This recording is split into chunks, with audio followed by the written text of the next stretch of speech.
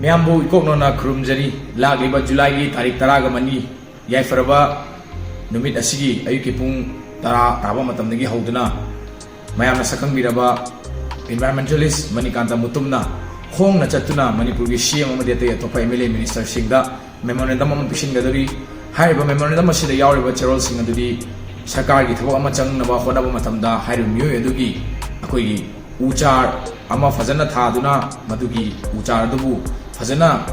urep uyum tamhanduna mapung phana chahonba adugumnabagi proof certificate yawba myoy oigadabani aduna thragadi sarkar gi thabak toba yadaba haibana chingba asigma cherol kayama yawri loina school college singda uchar thabagi amadi u pambi yokhatbagi